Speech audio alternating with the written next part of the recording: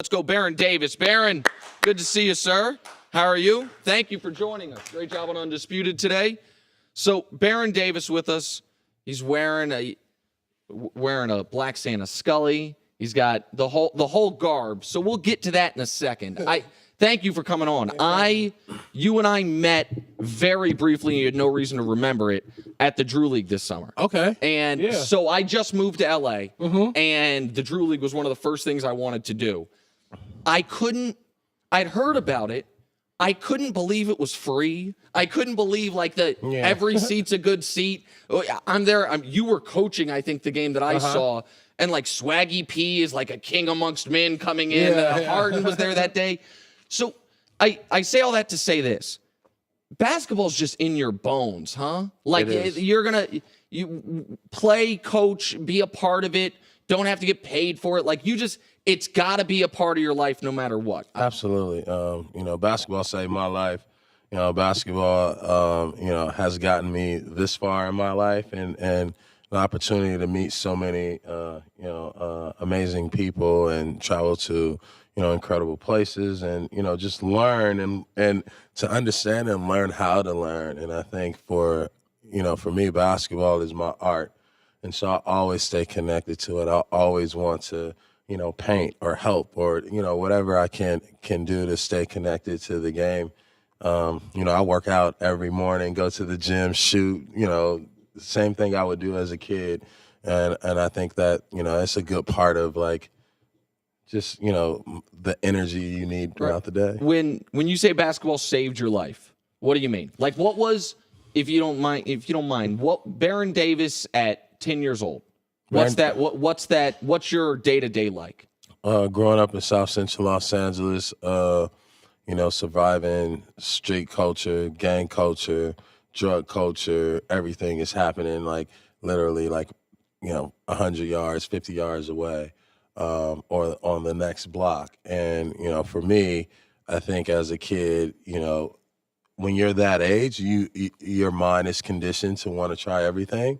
And so, especially that's when kids start getting recruited into gangs because they don't have the necessary friends, tools. They don't, they can't really see past 17 or 18 because there are no, real examples. And so for me, the basketball court was across the street. And so that was my safe haven. So I didn't have to go around the corner to prove myself. I didn't have to go around the corner to hang out. I can go right to the basketball court, and I would spend hours and hours and hours by myself. Sometimes people show up, but, that's why I mean by basketball saved my life. It gave me something to do, when there was nothing to do. And so, it kind of kept my mind and kept me distracted. And, when I looked up, Right. in high school, going to UCLA, and third pick of the draft, you're Baron Davis. This is a little cliche at times, and so I don't know if this applies to you. And I want to talk about the NBA, and I want to talk about the Black Santa stuff. This is fascinating to me. I've heard stories about guys who grew up in really rough areas like you did, that once they exhibit a special talent, that even the tough street guys, I don't know if protect's the right word, but once you were 14 years old and everyone knew, oh, okay, this guy's special. If you wanted to click up, if you wanted to go the wrong way, those guys, would they have even let you? Or would they have For sure. For sure. Yeah, it's not like that in every neighborhood. It is kind of cliche. It's, for me, I didn't really get to that level to it was almost oh, he just graduated from high school. What? He's that? But I think that there's always a willing invitation because that's just how it is. Sometimes you get a pass, you get a pass from certain gangs and different things from playing. Right. For sure that, because they basketball is something that brings people together, whether you're Crip or Blood, Hispanic, Asian, whatever it is, a game is a game. And, a lot of times, some stuff happens after the game, but usually, you get a pass growing up in the hood. You get a pass by playing sports. And when people start looking at you, they look at you like, they don't look at you like, oh, he's a Crip, he's a Blood. Like, oh, yeah, that's a kid who's playing basketball. So they don't even really pay you that much attention. So which is a cool thing, because when they're doing what they're doing, you're probably going off and playing basketball. Doing what you're doing. Going to UCLA, third pick of the draft. All right, so let's talk about, before we get to today's NBA stuff, let's talk about Black Santa. So I was talking with, is that your manager friend? I don't know. Yeah. And so I was talking to him before the show, and he gave me a little bit of background. This all started just by something you wore? Like, tell me how Black Santa started.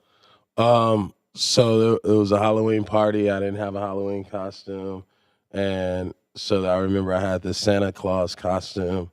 And I was like, I don't want to go. And then I put on the Santa outfit, and, I went to the party. And, from the time I was in the car with people driving by the car and I had the window rolled down, it was just, people were saying all kind of stuff. They were like, oh, Santa, we love you. Like, this is amazing. This is the best costume ever. And even at the party, people would, jokingly, and, some of them were like wasted out of their minds. They would come and like talk to me, and I was just sitting there, and I forgot that I had the Santa outfit on, but it became like, let's take a picture with Saint Nick, and like, what kind of Santa are you? Like, what do you like to do? And I just start like, just riffing off, just having fun with people as they came up, asking different questions.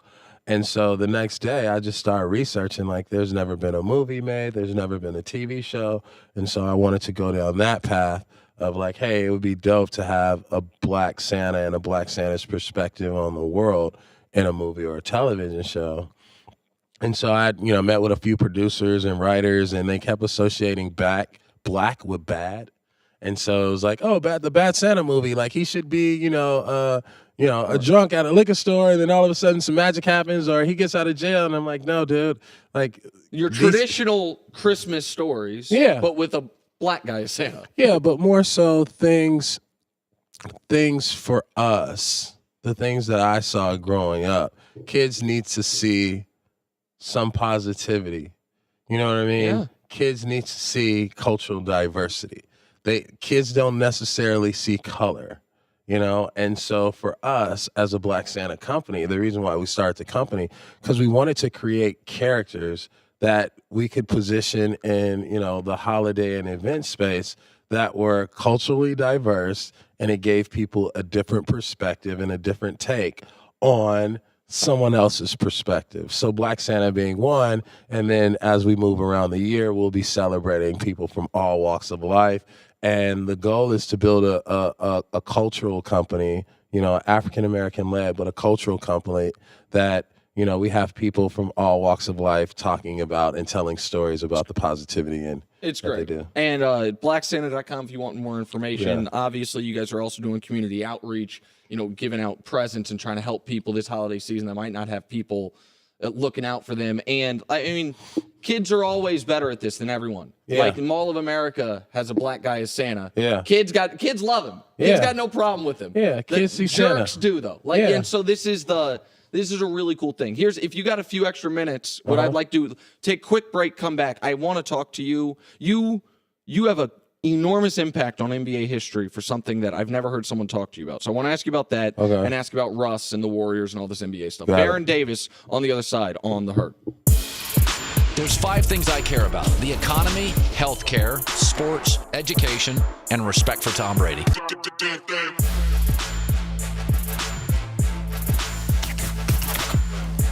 Baron, there are a few funny what ifs in NBA history. People like the what if Oklahoma City never traded James Harden. Today's the 5-year anniversary of the Chris Paul trade being vetoed. What if that trade didn't get vetoed? There's another great what if, which is, Baron, when you got traded to Cleveland, what if the Clippers had just said the pick's top 3 protected? Because the pick that went with you turned into Kyrie Irving. And you wonder if LeBron comes back if Kyrie's not there. So there's an untold NBA history where that trade doesn't happen, and then LeBron doesn't go back to Cleveland. But speaking of today's NBA, I don't think there's a player I enjoy watching right now more than Russell Westbrook. You played that position. How exhausted is he after each of these games? Like, how is this possible, what he's doing? Man, because he has the energy to do it. And the way they play, it's designed for him to get the rebound and push the fast break. So when you see their bigs and when you see them rebounding and he's getting 17 rebounds, things like that, not only is he getting offensive rebounds, but those defensive rebounds are it's a 3-for-1. You get a defensive rebound, you get a bucket, you get a defensive rebound, and you get assist. So you're getting Right. You're getting 3 passes or 3 moves in one activity when you get from him. Okay, so this I hadn't heard. So this is interesting, and I watch the league pretty damn closely. You're saying it's not just like Russ is playing out of his mind with effort. It's designed. They want him to be the one that gets the rebound because it helps them get in transition quicker? Yeah, well, one, he's a phenomenal rebounder, and I think that, once your teammates realize that you have an advantage, then they'll start to play like that. So when you don't see big guys fighting him for rebounds, where back in the day, like a big man would tell a guard, get out of here. And, he'd catch the ball, hold it, then he'd throw it to him, and then you have to bring the ball down the court. I think nowadays those big guys are like, man, Russ can track down just as many rebounds as we can. Why don't we get a head start? And you see a lot of the stuff that they do, it's him getting the rebound, pushing the break, finding the big for a layup. Baron Davis with us. He's here thanks to Black Santa, his company, blacksanta.com, trying to promote positive role models to inspire and entertain the whole world, particularly the African-American audience. Hold on. I got you some water, man. Hold up. Catch. You got it? There you go. All right. So last night, maybe I'm overreacting. You played for both these teams. I look at last night, and it confirms what I feared, which is the Clippers in the series are drawing dead against the Warriors. Like, I don't know if it's mental. I don't know if it's the matchups. Like, is there a scenario where the Los Angeles Clippers can give the Warriors a real series, a real contest? Or For sure. There is? How? For sure. I think that one in the playoffs, I think the Clippers need to they don't have the sense of urgency that they did starting the season. And but matchup-wise, I think they're potent. Blake Griffin takes a lot of attention. DeAndre Jordan running to the rim. Chris Paul, when he's rocking and doing his thing, they have an opportunity to really match up with the Warriors. And you have length, you have some defenders, things like that. Right. That last night, they just didn't put it together. I agree with you on the matchups entirely. Because it feels like the Clippers are built more than any team in the league to give the Warriors trouble. And they just can't seem to do it. Like, this is 7 in a row. You and I were talking off the air when your Warriors beat the Mavs, first 8-1 in a 7-game series ever. Yeah. You guys went into that series saying, we're better than them. We swept them in the season series. We just know. I wonder, is there any fear for you the Clippers feel the opposite? That they go into these games against the Warriors and they're like, we're just not better. Or the Warriors feel the way you guys did, which is we're just better than them. We know we're going to win. Yeah, I think the Warriors, every time they play, the Warriors have a chip on their shoulder. And I think that the Clippers go through You're right. go through a crisis. So because the way they play, and like they blow a lot of teams out, and they'll play well against the Cleveland, but when they play the Warriors, they don't know which game face to put on. They don't know which identity to put on. And so, the Warriors, they're very disciplined. They're very well coached. They play defense. They don't mind taking the challenge to play defense. And so I think that's different for the Clippers. And so they don't really have that style and that brand that they figured out how to beat the Warriors. So, maybe that comes sometime in the season. Somebody gets hurt. It's a fluke. But, they need that one. Once they get that one win and realize, like, okay, here's the combination. We got to play small, yada, yada, yada. Then they'll have a chance. Baron Davis, blacksanta.com. I kept you an extra segment. I also made you choke. I appreciate that. I hope you're feeling all right. Thank you so much, Baron Davis. Check out the website, blacksanta.com.